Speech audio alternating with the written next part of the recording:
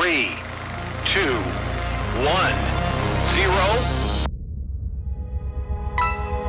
Action! Ignition sequence start. Wanna Geeks.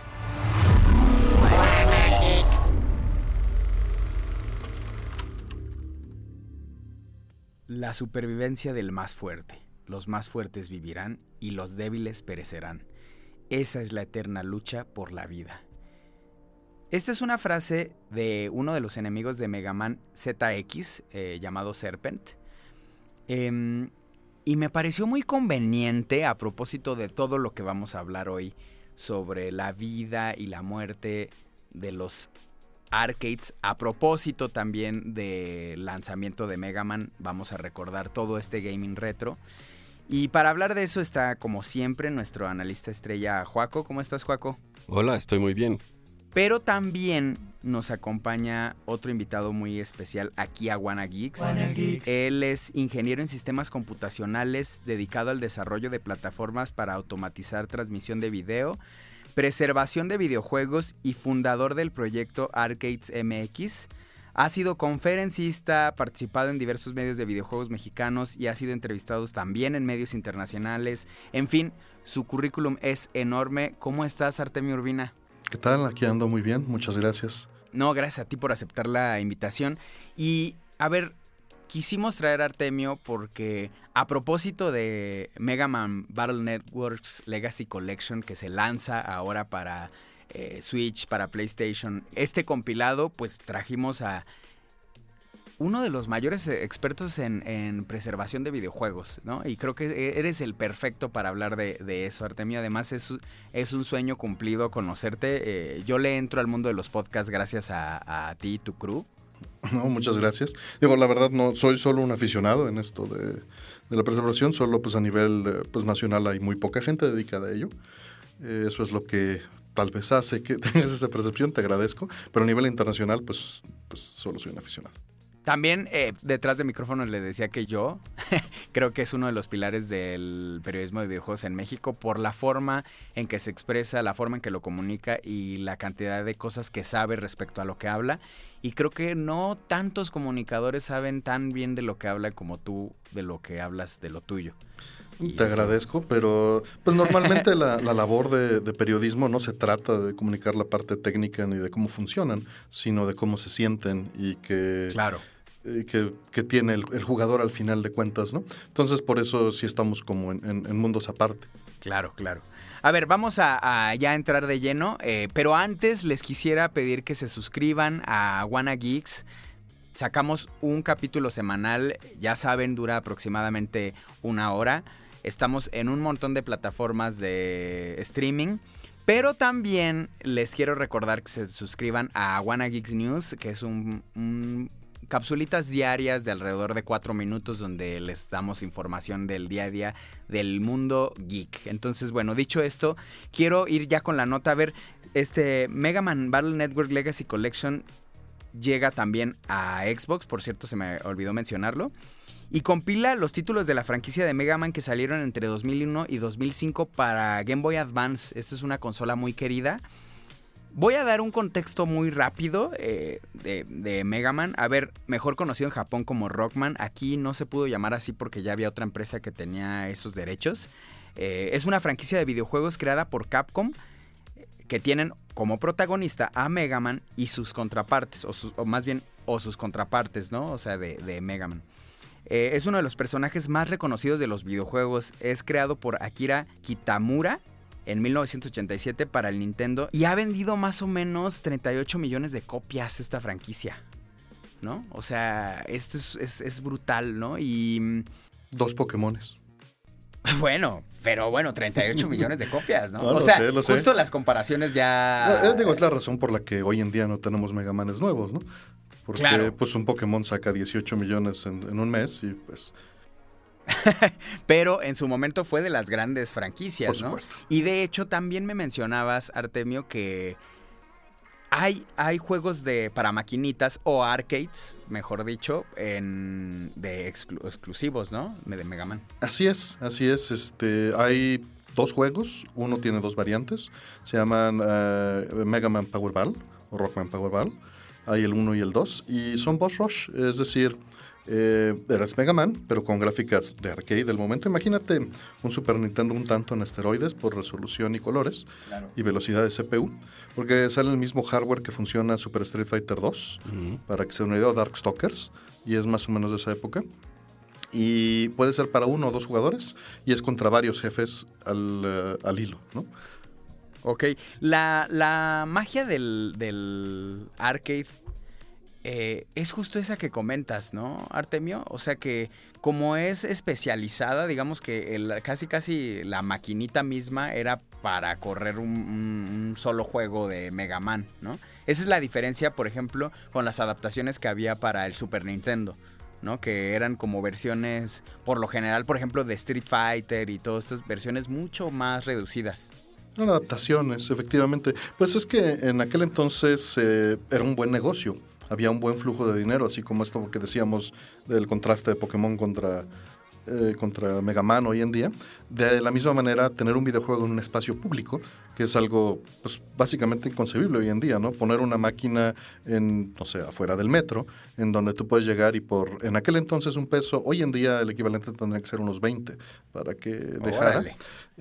Pues ese espacio público de interacción, donde por una cantidad pequeña de dinero tenías acceso a un juego de alta tecnología para la época, y solo dependías de tu habilidad, pues sí generó una industria que traía lo más atractivo audiovisualmente, y además era un mundo, pues un ambiente muy duro para competir, porque el desarrollador de un arcade tenía, por ejemplo, Mega Man, y se lo tenía que vender a un operador. Okay. Y el operador tenía que asegurarse de que le regresara su dinero. Y la persona que iba a jugar, además, llegas y tienes 20 juegos al mismo tiempo y podías escoger uno por $1. Y si no te gustaba, no lo volvías a tocar. Entonces, ahora como lo dijiste, solo los más fuertes eran los que realmente terminaron allí, porque había periodos de prueba. Y los que no pasaban estos periodos de prueba simplemente se eliminaban. Ok, y mira, qué bueno que empiezas a hacer las comparaciones de cómo antes sí era posible tener, digamos, una maquinita fuera del metro, y ahorita pues la industria ha cambiado mucho. ¿En qué momento empieza aquí en México, Artemio? O sea, como este mundo. Pues yo no soy no soy suficientemente viejo para decirte la época en la que comienza, pero te puedo decir que estuve cerca del inicio. Y a principios de los 80s lo que empezó a ver es un mercado gris de importación de estas máquinas. Había empresas que sí las traían oficialmente, pero principalmente era un mercado gris, y también adaptaciones de Atari 2600 a gabinetes de madera. Hay por ahí una tesis de la Universidad de Guadalajara o de Morelia, no me acuerdo ahorita exactamente, en donde pues recopilan un poco esta historia de cómo se adaptaban los Ataris para ponerles lo que se llama un pulsador, de que tuviera un timer, ¿no? Tú le metías una moneda y te dejaba jugar 5 minutos o 2 minutos. Y estos eran los sistemas que empezó a ver. A mí sí me tocó ver en 81, 82 ya máquinas pues, originales en pequeños locales. Órale. ¿Qué ha cambiado, Joaco? ¿Qué ha cambiado respecto a aquellos años? La tecnología y el modelo de consumo, como acaba de decir Artemio, era alta tecnología y era de difícil acceso, no solo difícil de conseguir, era cara. En realidad el videojuego empezó en la casa. También dicen que le dicen primero juegos de computadora, pero por ahí, como dice algún historiador, en realidad eran juegos de televisión. Era tecnología de televisión adaptada para videojuegos. Ha cambiado eso cuando el mercado vio difícil colocar este tipo de consolas en los hogares. Es alta tecnología, es caro, entonces aplicaron la de las mesas de billar. Vamos a poner uno en un bar que sea accesible para todos, que pagues unas moneditas y tienes, digamos, te presto la máquina, la puedes usar durante un rato, y así fue. Funcionó bastante bien. Fueron en realidad los creadores de Pong quienes empezaron todo este asunto adaptando tecnología, que sea tecnología para cohetes, el osciloscopio. Se robaron el concepto tal cual de la Megabox, lo llevaron en la maquinita y lo pusieron. Luego hubo demandas al respecto, pero a ellos se les considera, historiográficamente hablando, como los pioneros del videojuego, los que hicieron el arcade. En realidad lo llevaron a las masas. ¿Qué ha cambiado? La tecnología. La historia la hace la gente considerando cuáles son los momentos importantes según su criterio. Y siempre es difícil escoger cuáles son los momentos importantes. Te acabo de hablar de los pioneros y la cuna del videojuego, pero en algún momento lo que llaman la etapa clásica del videojuego, que va de 1983 a 1995 más o menos, lo que yo llamaría el regreso del el Nintendo contraataca, y después el regreso del Sega sería la siguiente etapa. Ahí es cuando en realidad Nintendo pasa de los arcades a la consola de casa, y esa es otra etapa. Ahí cambia por completo el mercado, y en realidad es ahí cuando empieza a decaer de verdad el arcade. Y ahorita, pues, como tú sabes, es otra cosa. El arcade está, digamos, en un nicho que llamamos el retro gaming. Como nos dijo Artemio fuera de micrófonos, en Japón quizá es otra cosa, pero sí, para el mercado occidental en realidad está relegado al retro gaming y a un público que está más ligado a la museografía. También la historia de la preservación del videojuego es como la historia de la preservación del cine. Ha sido una historia accidentada y experimental en cuanto a su desarrollo, y entonces la mayoría de los videojuegos están perdidos para la historia. O son inaccesibles, o tal cual ya no existen, o son de tecnología inaccesible, y por lo tanto hay un grupo de expertos, dentro de los que se cuenta Artemio, que se ha dedicado a rescatarlos, a actualizarlos, a emularlos, o a no dejar que esa historia se pierda. Quizá no se dan cuenta de la importancia de ese trabajo, sobre todo para el futuro y para la historia de la humanidad. Pero hay un par de detalles que quisiera anotar de esto que mencionas, porque las cosas son cíclicas, ¿no? Y ahorita estamos regresando a un punto en el que posiblemente se tienen modelos muy similares a los que se tenían en los 70s, en donde vamos a terminar rentando juegos por stream online por una módica cantidad, con hardware inaccesible en granjas de servidores, que ya lo estamos haciendo en cierta forma. La mayoría de juegos online son así, tienes que pagar tu cuota mensual, y tienes además el detalle del acceso digital. Y con esto que justo menciona Joaco, hoy en día yo ni siquiera me atrevo a acercarme a la preservación de juegos actuales. Preservar juegos de Steam y de iOS ha de ser la peor pesadilla de este mundo, y eso es tarea de ustedes, chavos. Ya, oye, pero entonces, ¿por qué dices que es un modelo similar al de los 70? Pues, ¿qué fue lo que dijo Joaco? Que el hardware era inaccesible y tenías que pagarlo.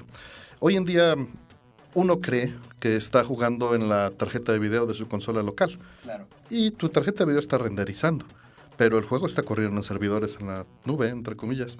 Claro. Y lo estás rentando. Al final es como llevar este modelo a medios digitales, ¿no? Claro. O sea, donde justo pagas porque te pueda tener... Es que es más redituable. Claro. ¿Hay esperanza, Artemio, para la maquinita, esa arcade en México ahorita? ¿O ya justo es cíclico y ya es cosa de... ¿va a regresar o es más bien cosa del pasado? Pues tienes estos lugares donde vas y rentas una máquina media hora para tener acceso a servicios en Steam o a Game Pass. Y digo, no que sea legal, pero existe. Claro. ¿No? O sea, hoy en día tú puedes ir a estos lugares y tener una computadora con una 4070 y tu i9 y... Claro. Más bien cambió como el contexto. Claro. Ya no es la maquinita en la tortillería, sino es el negocio que está enfrente de la tortillería donde rentan. Pero fíjate, en ese momento había dos negocios, ¿no? Era el del fabricante del juego, que lo que hacía es, pues fabrica un Street Fighter 2, ¿no? Que fue el segundo nacimiento del arcade. Lo que comentaba Joaco hace rato es que decayó en los 80s en América, en Japón no fue así, y en los 90s con Street Fighter 2 vuelve a repuntar durísimo. Claro. Entonces hubo ese ciclo, pero ellos te vendían tu Street Fighter 2. Tú ibas y lo comprabas por, digamos, $2,000, $4,000. Y era una apuesta si ibas a recuperar esos $4,000. No sabías. Tú lo tenías que poner en tu local y ver si con fichas lo recuperabas y en cuánto tiempo. Y si salían $10,000, era tu negocio y no de Capcom. Capcom no veía un peso de las fichas que entraban a la máquina. Okay. La licencia que tienes cuando compras un arcade, incluso hoy en día, porque es la licencia con la que se vendió, es una licencia de uso público, una licencia de uso comercial. O sea, fíjate la amplitud de la licencia. Es impensable para hoy en día que te den una propiedad intelectual con un uso de las dos maneras. O sea, tú tienes derecho de explotación pública y comercial de la placa que tienes en tus manos. Y hoy en día, pues no. Hoy en día hasta te bajan la licencia porque tocaste la música en YouTube, ¿no? De un juego que estás streameando que tú entre comillas, pagaste, pero hoy en día pagas una licencia de acceso al juego, no Claro. pagas una licencia de explotación comercial, es completamente distinto. Sí, es como te dejo entrar a mi casa tantito para que luego te vayas, ¿no?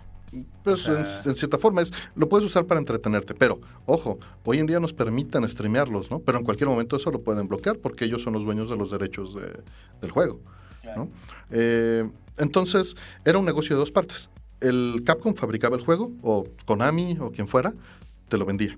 Y se acababa su negocio. Ellos ya habían desarrollado el hardware, tenían una computadora hecha específicamente para correr un juego, tenían un equipo que desarrollaba el hardware, un equipo que desarrollaba software solo para ese hardware, imagínense, hacían su SDK, hacían sus gráficas, hacían su música, que solo corren ahí.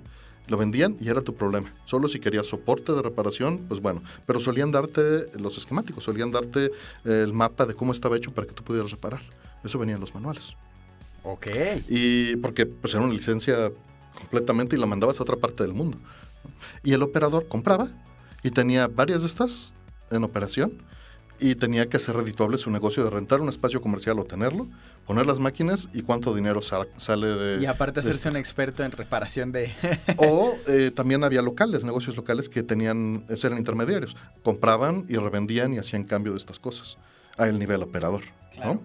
Y hoy en día, ¿qué pasa? Incluso en este mercado que estás diciendo, hoy en día tú compras una licencia para el uso temporal, mientras estén los servidores y mientras te den acceso y mientras tengas tu cuenta a este juego. Y pues tú en teoría no lo puedes exponer públicamente ni comercialmente. Claro. Pero llega un negocio, tiene sus máquinas, lo expone públicamente y comercialmente, tú puedes llegar, pagas eso y están revendiendo esa conexión. Claro. Siempre hay ese intermediario, ¿no? O siempre se busca que haya ese intermediario de dar acceso, por lo que decía Joaco, una pieza de alto costo, ¿cómo se la das a un mercado para que lo tenga accesible por unos pesos? Ok, qué interesante. Y por ejemplo, ¿cuál crees que sea la diferencia, Joaco? Y ahorita Artemio nos va a complementar, pero con Japón, o sea, sí, también allá el tiempo avanzó, pero allá las arcades, fuera de micrófonos, Artemio nos dijo que la pandemia les pegó duro, pero en realidad sí son un emblema y siguen yendo y sin tener que ir, o sea, en las animaciones japonesas ves así de que van por un helado y luego van a jugar maquinitas. ¿Por qué el tiempo allá no les había pasado tanta factura a Japón? ¿Por qué crees? Es muy como lo que dijo Artemio, es un lugar como de reunión social a donde llevas a la novia. O sea, hay un significado muy distinto del que había aquí. Es una actividad social que no nada más incluye máquinas de videojuegos, sino el pinball y todo este tipo como de máquinas mecánicas, que es de donde nacen en realidad, es la idea del mercado. Me parece que es sobre todo eso, sigue siendo un lugar de reunión social y aquí en América en realidad es un lugar de competencia y de nicho.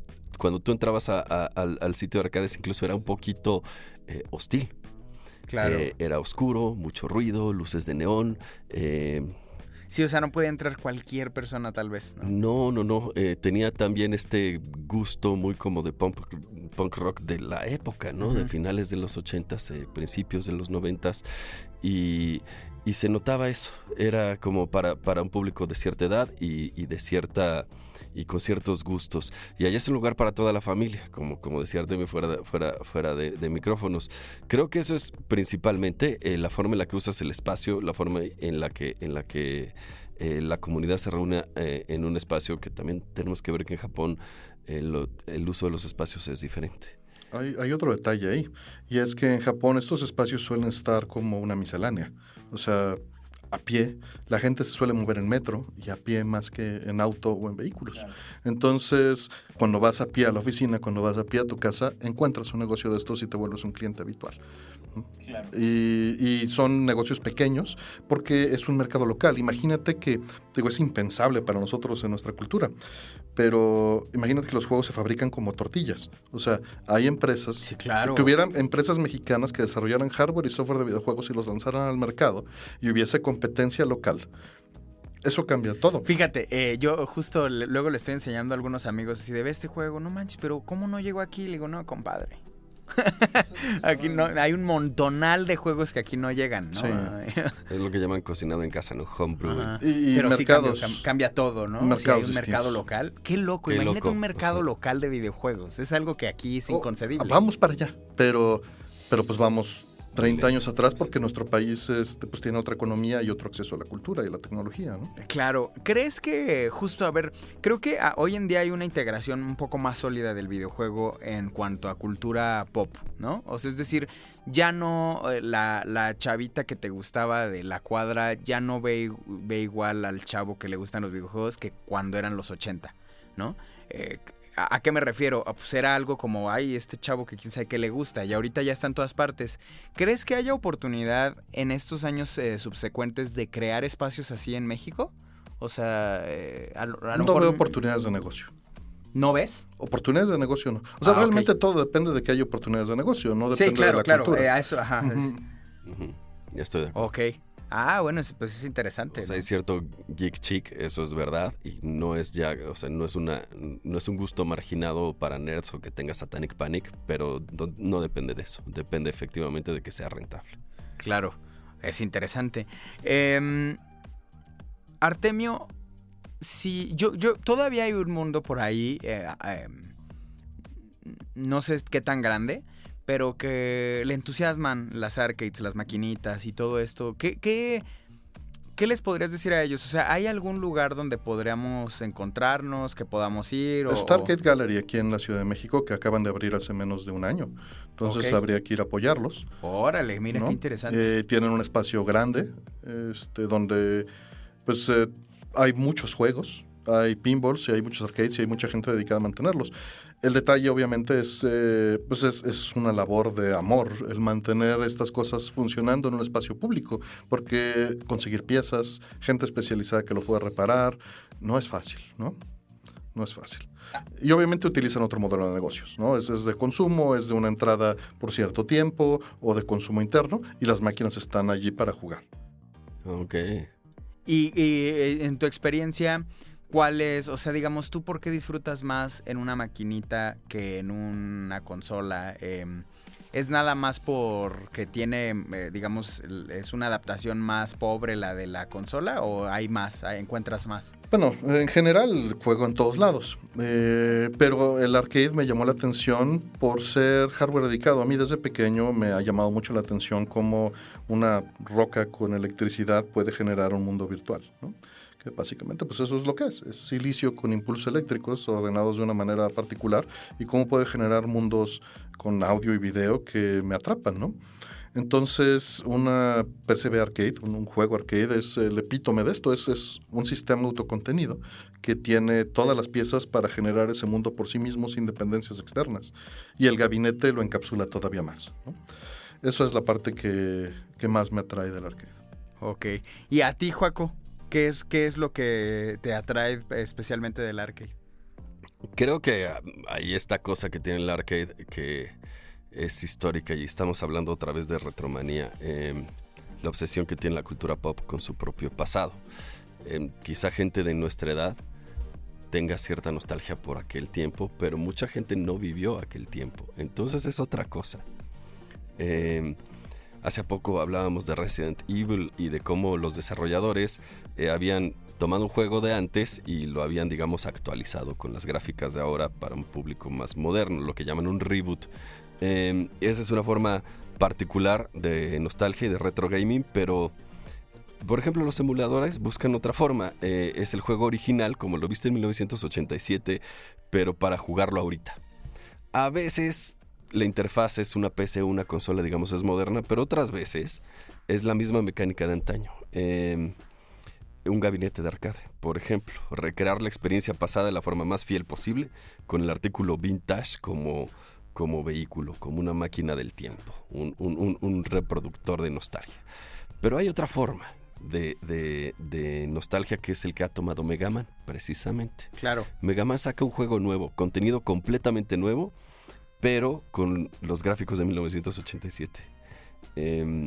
Claro. De hecho, acaba de sacar Mega Man hace relativamente como 4 años, relativamente poco, ¿no? Un nuevo Mega Man. Y es exactamente lo que estás diciendo. Ajá, la idea es que sea el videojuego de 8 bits con los controles limitados de los 2 botones y 4 direcciones en la plataforma actual. Es decir, exactamente lo que había entonces, pero nuevo. Eso es muy raro. Es una forma extrema, por ejemplo, de lo que ves en Stranger Things o en Yellow Jackets o en toda esta nostalgia de los 80s y de los 90s, que reviven los iconos y las imágenes y la música de entonces, para gente que luego ni siquiera la vivió. Es lo que Simon Raymond llama cultos o tribus del túnel del tiempo, tomando la actitud del rey Canuto que le dijo a la marea detente porque no quiere que la marea llegue. Es decir, una posición en contra de la marcha normal de la cultura pop. Se trata de manejar el curso correcto de la historia y no nada más como revivirlo, sino expandir lo que se consideró una era dorada, es decir, contenido nuevo con los 8 bits de entonces. Es retromodernismo, es resurreccionismo de una expresión particular del artículo pop, en este caso el gabinete de arcade, que ya no se fabrica más, nada más pues lo estamos haciendo de nuevo. Por eso creo que tiene mucho futuro, en realidad. Claro. Es la sensación de algo que se perdió en el camino, ¿no? Una nostalgia pura. Un Phantom Pain. Es curioso que menciones esto porque hay nostalgia por la estética y hay nostalgia por la mecánica. Y son cosas completamente distintas y rara vez se separan, ¿no? Pero se puede hacer algo mecánicamente similar. El asunto obviamente está en las tecnologías modernas, pues tienen lag y los juegos de antaño no tenían. Y esto hace que muchos géneros no sean populares hoy en día, incluso los de arcade. Yo sí atribuyo gran parte, no solo de todos los fenómenos que ya mencionamos, pero sí creo que el uso de una tele de tubo, un CRT, y no tener input lag, hacía que los juegos, no que fueran más difíciles. No es lo que estoy diciendo. Lo que estoy diciendo es que necesitabas un tiempo de respuesta mínimo, porque no existía memoria, no había frame buffer. Tenías 16 milisegundos para reaccionar y punto. Y hoy en día, por la tecnología que utilizamos por jugar en internet, ¿no? También, o sea, está el display, está la pantalla LCD, está el tipo de consola que usamos, que eso agrega otros 16 milisegundos, la pantalla 16 por lo menos, sino 40, y luego internet le metes otros 16 a 40, dependiendo del enlace que estás. Hay un tiempo de respuesta y una ventana más grande. Entonces, el diseño de juegos ha cambiado, porque tiene que ser tolerante al equipo técnico que se tiene. Wow. Y por eso, pues, un género como el shoot 'em up, ¿no? Como se conocía, bueno, se conoce hoy en día, era el shooter originalmente, los juegos de navecitas, que yo he encontrado un placer en ellos desde unos 20 años para acá. Es una experiencia difícil de replicar en tecnología actual. Claro. No solo por la estética, ¿no? Que eso es lo que normalmente la gente busca, ¿no? El gabinete, las gráficas, que pueden ser pseudo o realistas. Hay gente que sí se autolimita y tiene los elementos para hacer la estética tecnológicamente correcta. Hay otros que nada más buscan la estética. Las dos cosas son válidas. A final de cuentas estás recreando, ¿no? Tu memoria, ¿no? Y estás exponiéndolo a un público nuevo. Pero hay gente que se pone estas limitantes e incluso saca juegos actuales en consolas viejas, ¿no? O sea, corren en un Neo Geo, corren en un Sega Genesis, corren en un NES. Claro. No es o sea, es con técnicas actuales de diseño, pero con las limitantes de aquel entonces. Y esa rama particularmente me parece más atractiva que la otra, que me parece un tanto sí interesante para la exploración, y he encontrado juegos maravillosos, pero la otra me parece más completa. Ya entendí. Y justo te iba a preguntar si creías que la emulación era el futuro del arcade, y bueno, ya mismo estás respondiendo que se complica por la forma técnica en la que están, ¿no? Es complicado. Hay dos detalles, ¿no? Y no quiero extenderme demasiado, así que interrumpan en el momento que quieran. Pero el problema de la emulación como solución es que per se no es suficiente. Se necesita la documentación. Y se necesita una generación de gente que entienda la tecnología y la documentación. Porque la gente cree que, o sea, con gente estoy diciendo el público general, piensa que un juego ya está emulado, ya está preservado y no hay problema, nos salvamos, se evitó el meteorito. No es cierto. O sea, ¿quién va a preservar el emulador? ¿Quién va a hacer que el emulador funcione en la PC de dentro de 5 años? ¿Quién lo va a estar portando? ¿Quién va a hacer que funcione con la nueva tarjeta de video, con el nuevo DirectX, con los nuevos controles, con las nuevas tarjetas de sonido? ¿Quién va a hacer que suene igual? ¿Quién va a hacer que corra a la misma velocidad? ¿Qué documentación va a tener para saber que esa era la velocidad correcta, que ese era el pitch correcto? Casi no la hay. Y la gente piensa que se acabó allí. Y un emulador, desgraciadamente, Si no es de código abierto y autodocumentado como MAME, y si no hay gente, una comunidad que le dé soporte, está igual de muerto o más muerto que un cartucho y una consola vieja. Porque el software se nos pudre más rápido que el hardware. ¿Cuántos de ustedes tienen software que ya no funciona? ¿Cuántos de ustedes tienen un lector de floppies? ¿Cuántos de ustedes tienen un lector de CD-ROM? No, nadie. ¿No? Y cuántos software que tienen ahí lo pueden acceder de nuevo y lo pueden ejecutar o que ya no corre en su sistema operativo actual. Imagínense cuando los sistemas operativos estén todos en la nube y los estamos rentando mes por mes y tengan que tener una firma digital del proveedor. ¿Cómo vas a correr un emulador ahí? ¿Y cómo lo van a desarrollar? ¿Y cómo van a igualarlo? Pues supongamos que nos movemos a 480 Hz en las pantallas. ¿Cómo van a igualar los 55 Hz de un R-Type? ¿No? ¿Cómo se va a hacer eso? ¿Y cómo va a estar esa documentación? O sea, sí, la documentación es el camino y el único que tenemos, pero necesitamos una comunidad de documentación y de gente interesada para poder preservar esto. Y estamos en un momento histórico en el que tenemos la responsabilidad y la posibilidad de poderlo documentar porque tenemos acceso a las cosas. Y eso, imagínense, es una oportunidad única. Tenemos acceso a documentarlas, tenemos cómo, ¿no? Podemos hacer documentación pública, podemos hacer videos, podemos hacer, así sonaba, estas eran las frecuencias, así se veía, estos eran los colores. El rojo del Super Nintendo es este, no el rojo de tu PC, es este, ¿no? Y se pueden medir, se pueden documentar y se puede dejar pues un testimonio que le sirva a alguien dentro de 50 años que esté tratando de reconstruir un Super Nintendo, cómo se veía, cómo se sentía, cómo funcionaba. No va a ser idéntico. Siempre es una falacia que se va a poder lograr. Pero lo mejor posible. Luego también una realidad y es una... Porque luego también pareciera que estamos recurriendo a la pura nostalgia, ¿no? Sí veo como algunos argumentos de nosotros mismos y no ni siquiera hablo de lo que se está platicando aquí, sino lo que se conversa en torno a una nostalgia de cómo se le dan argumentos a favor simplemente porque fue lo que a nosotros nos conmovió, ¿no? Y evidentemente sí hay algo de eso en el gusto por las maquinitas en comparación de los videojuegos actuales, pero lo que sí es un hecho es que por la confección de la industria antes era un tema un poco más artesanal y ahorita es mucho más industrial, ¿no? Entonces, la conservación de videojuegos, híjole, tiene que, de actual, o sea, digamos, si queremos conservar un videojuego que jugamos en el iPhone 10, tiene también que pasar por una curaduría de entendimiento de qué videojuegos sobresalían por muchas cosas. Entonces se vuelve muy complicado, ¿no, Artemio? Adelante. Perdón, ahí lo que decías es, desgraciadamente, no es la perspectiva correcta, porque las piezas tienen que conservar sin importar su relevancia histórica en el momento, porque no sabes cuál va a ser su relevancia histórica en el futuro, ¿no? Fíjate, eso agrega una complejidad tremenda, porque se liberan mayor a lo que estoy diciendo. Porque se liberan entre 60 y 80 juegos diarios en esa plataforma que dijiste. O sea, fíjate nada más. Estoy de acuerdo. Y justo, porque ya si haces curaduría, pues ¿quién hizo la curaduría? Exacto. ¿Y por qué hiciste la curaduría? Y siempre se decidió cuál era importante y cuál no. Sí. Siempre tenemos preferencia y siempre tenemos sesgo, ¿no? Así es. Pero hay que tratar de evitarlo. Ahora vamos a los datos curiosos, pero antes permítanme ir rápido a una pausa comercial y regresamos. Regresamos ya de la pausa comercial y quisiera ir a los datos curiosos, pero quisiera ahorita cambiar la dinámica, para que, a propósito de que tenemos a alguien como Artemio y que estamos en esta temática de la nostalgia, un dato curioso que te haya pasado, Joaco, como un anecdotario o algo que te pasó con las maquinitas. A modo de anecdotario, yo fui por supuesto fanático de Street Fighter 2, por supuesto, después de Mortal Kombat, después de Capcom contra Marvel, me parece que era el videojuego. Buenísimo, tiene varias expansiones, pero el primero siempre va a ser el mejor.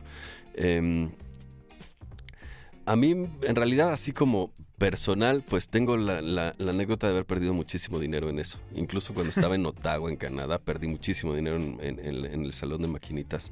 Pero ahora sí que como la industria, me parece interesante que por ahí dicen que la copia original de Mario, el primer Mario, está perdida. Okay. Y que lo que está vendiendo Nintendo es la emulación que alguien hizo ilegalmente. Órale, eso es una...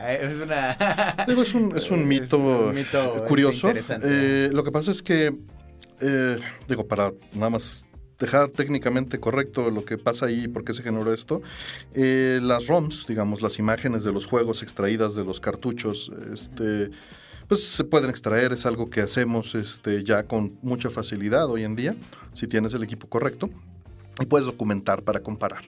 De lo que decía Joaco, por ejemplo, yo aquí en México he podido documentar unas 48, 50 piezas que no estaban documentadas a nivel mundial, y eso que tengo acceso a muy pocas cosas. Ahora bien, el NES en particular, que es lo que estaba mencionando, tiene expansiones adentro de los cartuchos. Los cartuchos tienen chips adentro que expanden las características de lo que puede hacer la consola. Un Mario tenía un MMC-1, que es una expansión de cartucho que permitiera el scroll horizontal y vertical. El asunto es que si tú nada más extraes la información del cartucho, te falta el meta, te falta saber qué contiene este chip que permite hacer estas cosas. Okay. Y eso normalmente está dentro del emulador.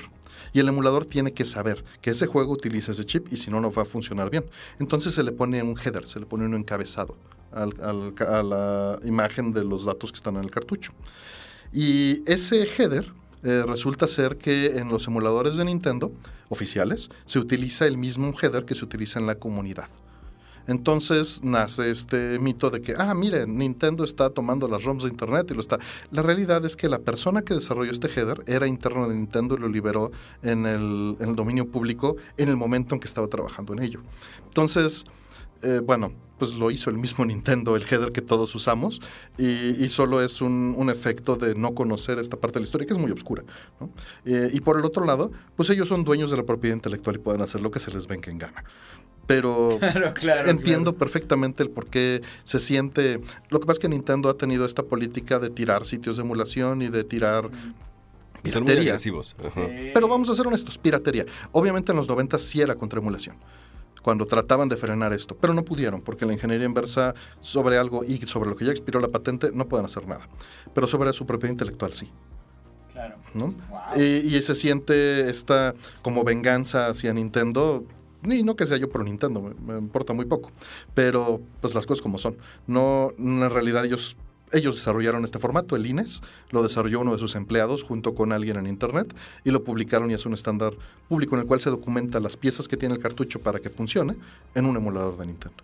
Wow, okay. Mira, ya el dato curioso se expandió. Ajá, así es. Ahora, Artemio, tú regálame un dato curioso con... Una anécdota, pues mira, en los 80s, a finales de los 80s, pues yo sí ya tenía la edad para ir yo solo, ¿no? Obviamente pues hay muchas historias. De pequeño mi tío tenía un local y yo jugaba ahí, íbamos de visita, mis papás hablaban con mi tío y llegábamos y pues abría la cortina, entrábamos, estaban las máquinas y me ponía créditos, ¿no? Así abría la chapa y me ponía los créditos con el dedo, ¿no? De Time Pilot y de Congo Bongo, Playats. Pero pues años después, pues yo me iba a hacer un proyecto de la Feria de Ciencia y Tecnología que llegamos a pues ser finalistas y ganar en el Distrito Federal. Pero pues como teníamos esas libertades, pues pedíamos dinero para conseguir material para nuestro proyecto y la verdad es que nos lo íbamos a gastar en la papelería de las máquinas, ¿no? Y pues en aquel entonces sin celular y sin nada, nos íbamos a casa de un amigo. Los niños se fueron a las 5 de la tarde, no han regresado, mis papás llegan, son las 9 de la noche, ¿y dónde están? Pues se fueron a comprar cosas y no han regresado. ¡Ah, qué bien! Y los padres buscando por todas las papelerías a ver en cuál estaban los chamacos, ¿no? Y ya, pues imagínate la regañiza, ¿no? Está ahí jugando Altered Beast, gastándonos todo el dinero, 89, ahora sí. Sí. Lo valió. Lo valió. Yo antes de pasar a las conclusiones quiero dar esta anécdota de que a mí, yo estaba en Uruapan, ¿no? Cuando, yo ahí me crié, pero yo no alcancé como la euforia de habitarla. O sea, yo me acuerdo que sí, yo era un niño muy pequeño y mi hermano alcanzó la colita de una cúspide de las maquinitas. Entonces yo lo observaba jugar y me acuerdo que... de ahí, yo de verlo jugar, me enamoré de Street Fighter 2. Y entonces me acuerdo que mis papás me lo compraron para el Super Nintendo. Y entonces esa fue como la influencia. Y de repente te das cuenta que Street Fighter sigue, ¿no? Y cómo esas anécdotas de la maquinita y las tortillas ya se transportaron o se transformaron. Y eso se me hace interesante, ¿no? De repente no nos damos cuenta que todavía sigue ahí un fantasmita de aquellas vivencias que se jugaron de Street Fighter en las maquinitas. Bueno, dicho esto, ¿tu conclusión, Joaco? respecto al mundo del retro gaming, las arcades y todo esto? Me parece muy curioso que hayan usado la palabra fantasma los dos. Jauntología es esta cosa que nos acosa como fantasma, que revive y no podemos librarnos de ello, y creo que por ahí va. Esta es una tendencia que va a seguir sobre los rieles en un loop, en lo que Fisher llamaba la lenta cancelación del futuro, porque a veces en el futuro no vemos, olvídate de un futuro promisorio, sino no vemos nada. Es simplemente negro. Es incierto. Y claro, eso nos pone de malas. Entonces, lo que vivimos es un eterno regreso al pasado. Un pasado que no podemos abandonar.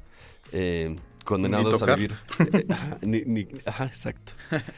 Condenados a vivir eternamente, perseguidos por un pasado al que siempre vamos a regresar, aunque se nos vaya la vida en eso. O hasta encontrarnos un impulso o una luz que nos guíe hacia un futuro primero imaginable y luego posible. Ahorita mismo todos somos el Cowboy Bebop, viviendo de nuestros mejores recuerdos de lo que ya no es y quizá de lo que nunca vimos. Nada más. Órale. Wow. ¿Tu conclusión, Artemio? Contemplando lo que acaba de decir Joaco, que me gustó mucho, hay un camino que, por supuesto, vivido, podrían considerarlo como autojustificado, pero para mí, por fortuna, hay mucho material que yo no viví de esa época y por el cual evidentemente no tengo una nostalgia directa. Entonces me gusta vivirlo y descubrirlo, explorar todo ese espacio, no sé, PC Engine, computadoras japonesas, X68000, PC88, arcades que no vinieron, poco conocidos, que realmente se siente que tiene evidentemente el mismo sabor porque es de la misma época, pero mi primera experiencia es actual. Claro. Por supuesto hay mucha basura, como en todas las épocas, Claro. Pero me gusta justamente que no tiene esta mancha de nostalgia, ¿no? Porque hoy en día, y usé nostalgia ahorita con el mismo contexto que se utiliza despreciativamente, ¿no? Es que solo lo juegas por nostalgia. Y hay otros valores, no solo ese. Claro. Hay que separarlo y hay que ser muy claros. No porque sea viejo es mejor, ¿no? Claro. No porque fue de nuestra infancia es mejor. Más bien tienen valores distintos que funcionaban en tecnología distinta, en una cultura distinta, pero eso no significa tampoco que no lo puedas reinterpretar y no pueda tener un valor actual de diversión, ¿no? Y hay otros que no, hay otros que son productos de su época y se van a quedar allí. Y pues solo se conservan y se preservan justamente para documentar esa época. Pero hay otros que a diseñadores actuales, a futuros jugadores, les va a gustar de la misma manera que exploran regresarse a escuchar rock de los 70s, rock de los 80s, ¿no? Pop, claro. Se regresan a Kraftwerk, a Pink Floyd. Bueno, hay material así, ¿no? Claro. Y hay que darle también ese valor y ese... A mí lo que más me gusta es explorar esas líneas, esas ramas del árbol que se quedaron truncas y que después brincas que volvieron a nacer en otra rama, pero alcanzas a ver, o de ir siguiendo el tronco y ver de dónde viene ese precedente de tecnología o de ideas, ¿no? Que fueron evolucionando. Y eso me gusta mucho de esa exploración. Y fíjate, ahora sí que yo retomando tu conclusión, yo lo he vivido contigo, en diferentes medios cuando hablas del arcade. Incluso cuando vas y sacas una placa y explicas, híjole, yo tengo clarísimo que no es nostalgia lo que siento, clarísimo, porque ni siquiera yo viví eso directamente, ¿no? Porque desde muy niño, ni siquiera es porque estuviera yo demasiado chiquito, sino que desde muy niño me compraron a mí una consola, entonces como que más bien nos juntábamos a jugarla ahí, pero de hecho sí tengo esta sensación de que es nuevo para mí.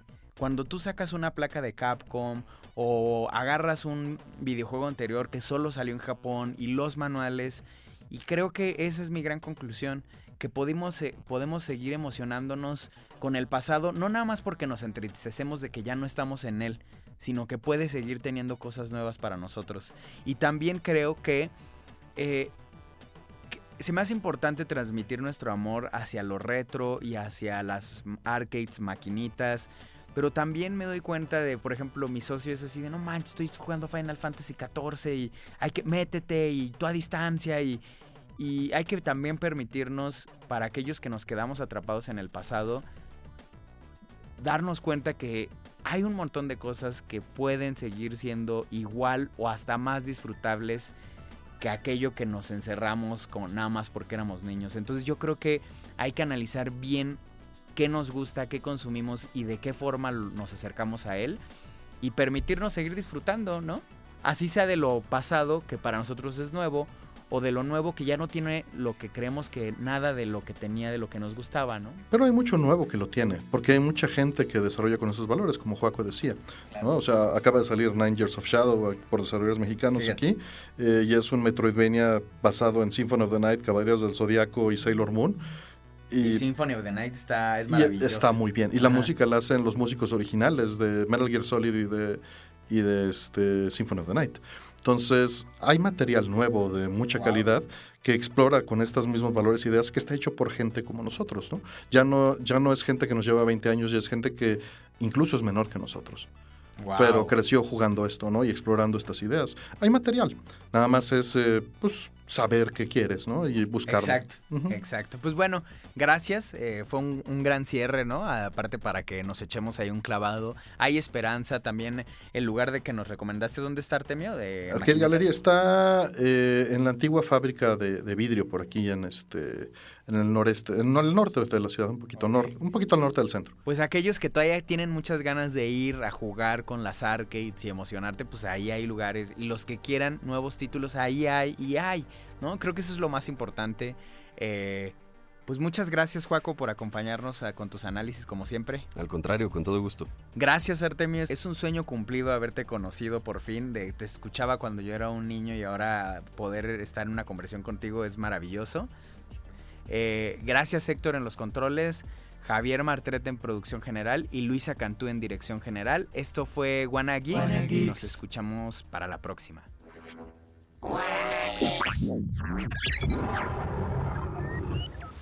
Suscríbete a Wanna Geeks, una producción original de Audiocentro, con la participación de Ricardo Yaguaca y Joaquín Ortega. Edición Héctor Mondragón. Producción Javier Martret. Dirección general Luisa Cantú. Audiocentro.